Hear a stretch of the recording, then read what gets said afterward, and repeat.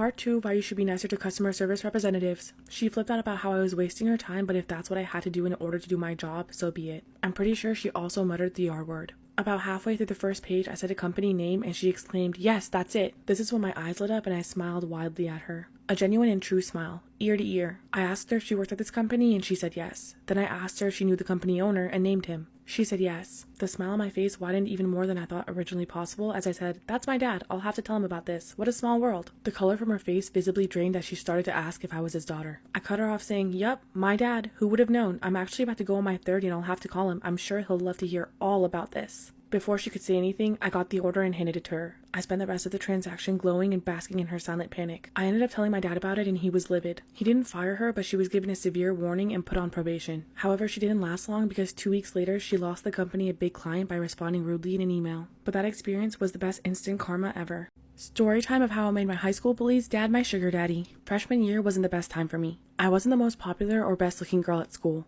I was really shy and instead of trying to make friends and talk to people, I kept to myself. Most people let me do my own thing, but then there was a girl named Claire. I don't know what I ever did to this girl, but she made my life miserable every chance she got. Making fun of my looks and putting me down in front of others was almost a daily ritual for Claire. My mom didn't have a lot of money, so I couldn't afford the cool clothing brands and styles that were in. Claire would call me out for being poor and say I got all my clothes from Goodwill, all while laughing. One day at lunch, she smacked the tray out of my hands as I was passing by and food got all over me. This resulted in the whole cafeteria staring and laughing at me. Fast forward to the end of senior year and I had a major glow up. I was more confident, people started noticing me, and I had a lot of friends. I figured it was time to start dating, but I didn't really like anyone at school, so I downloaded a dating app. I matched with a handsome older guy who was looking for a sugar baby. I looked him up on Instagram to see more pictures and saw Claire in one of his photos. Upon further inspection, I discovered that this man was her recently divorced dad. I immediately messaged him.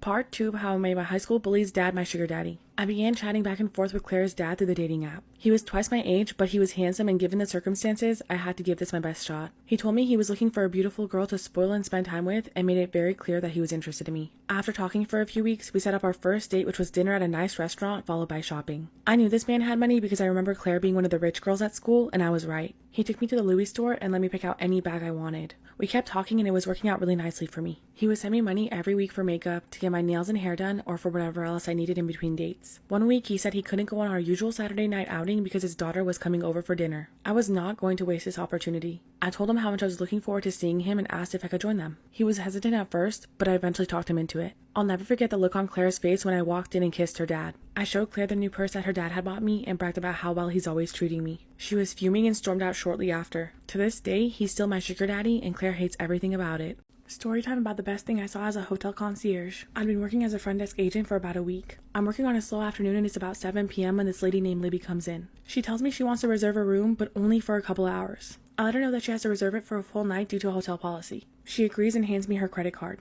This is where things get weird. As soon as I ask her for her ID to make the reservation, Libby says that she doesn't want her name on the reservation and to use the name of the man joining her later instead. I told her if she's using the room, then I need to put her on the accompanying list, but that only employees would see this.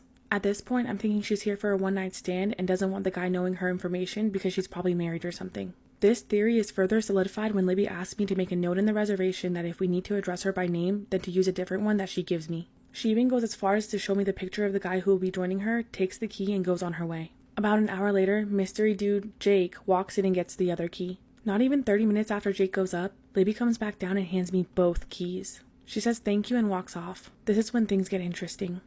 Part 2 about the best thing I saw as a hotel concierge. So many thoughts were going through my head. First, that was way too fast, even for a quickie. Second, why the heck did she give me both keys? Where's Jake? Third, Libby, please tell me you didn't unalive Jake. My coworker and I are whispering with each other, still trying to figure out what happened because I did not look like a lady who just had a pleasant romp in the sheets. Cue Jake coming down the stairs and, okay, we can breathe, he's not dead. We had a rush of guests so I couldn't see what happened, but a worker from the valet came over and boy did he have some tea to spill. Turns out that Libby had gone as far as asking the valet guy to park her car in a way where the license plate wouldn't be visible. This is because Jake is Libby's husband. Apparently the alias Libby had given me just so happened to be the name of the girl that Jake was cheating on her with. This woman somehow got her cheating husband to believe that his girlfriend had booked a sweet, sweet night at a hotel only for him to show up and find his wife sitting on the bed instead. Then she came down after probably massacring the heck out of this idiot without a hair out of place. The valet brought their cars around as she waited for him to get his sorry ass back to the lobby just so she could extend her hand and demand their house keys from him. Then she got into her car and just drove away. What a legend. Crime Fanatic Friday, the grandma serial killer and her garden of death. In 1982, a woman named Ruth Monroe rented a space in a boarding house owned by her friend Dorothy Puente in Sacramento, California. Shortly after moving in, Monroe died from an overdose of codeine and Tylenol. When questioned by police, Dorothy stated that Monroe had become depressed due to her husband's illness, leading police to rule his death a suicide. A few weeks later, a 74-year-old man accuses Dorothy of drugging him and stealing his pension. She was convicted and sent to jail for 5 years. During her stay, she began a pen-pal relationship with a 77-year-old man named Everson Gilmouth. Upon her release in 1985, after only serving 3 years, Dorothy opened a joint bank account with Gilmouth. In November of that year, she hired a handyman to build her a box that was 6 by 3 by 2 feet. Dorothy paid the handyman $800 and a red 1980 Ford pickup truck, the exact same model of Gilmouth's car. In January of 1986, the box was recovered by fishermen who immediately called the police. The decomposed remains of an elderly man were found. It took 3 years to identify the body as Gilmouth's. During this time, Dorothy collected his pension and forged letters to his family. Over the next couple years, Dorothy kept housing elderly and disabled tenants who would go missing.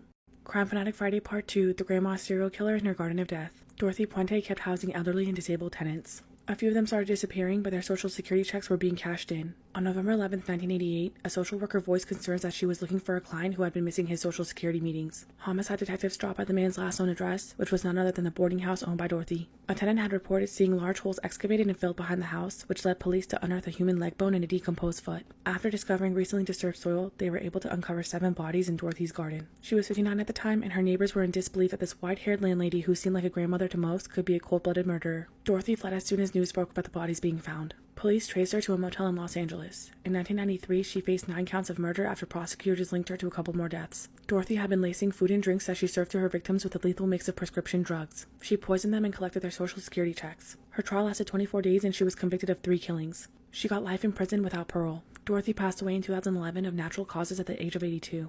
This is why you need to watch out for the shy ones. I'm European, and when I was 16, I attended a Catholic high school in the States. All of it was new to me and I felt like I was in a teen movie sometimes. Another new thing to me was having to change classes every hour. Where I'm from, you sit 5 hours at the same desk with the same people nearby and just the professors alternate every hour. I sat next to this guy named Mark in my English class. He was nice and friendly despite being introverted. It amazed me that whenever I talked to him, he never looked me in the eye. He would always look around or at the ground, often moving his eyes quickly. I assumed it was a way to combat his shyness. One morning, I sit next to Mark as usual and start talking. I asked him if I could copy his homework as I didn't finish the last part of mine, and he kindly accepted. The next day, I noticed that Mark is absent. A few days go by and rumors start circulating in the hallways that poor Mark, on his way home, found his mother dead. 2 weeks pass and the rumors start getting out of hand. Things like how his mother's head was in the oven or that she was robbed. Then one day, Mark came back to school and he seemed extremely sad. I put my arm around him in class and told him I'm sorry. This is when, for the first time ever, he looked me straight in the eye and thanked me. However, something about this was off. Part 2 of why you should watch out for the shy ones. When Mark looked me in the eyes, something was different. There was a darkness in his eyes that gave me the goosebumps. He was deeply sad, but it wasn't sadness. It was almost like despair. I thought to myself that he's just grieving, and if I were in a situation, I don't think I'd ever recover, so I respectfully left it at that. The next day, Mark was absent again. This is when a man starts hanging around the cafeteria during lunchtime. When I ask who he is, they tell me it's the counselor's husband. The rumors around the school kept getting worse, and they were making me angry. Another week goes by, and the atmosphere at the school literally turned to ice. The principal called all seniors to the gym for an announcement. This is when I see that same man that's been hanging around, and he tells us the shocking news. Mark killed his mother by choking her. I felt the blood in my veins freeze. This man continues to tell us that he's actually a detective and was conducting investigations at the school.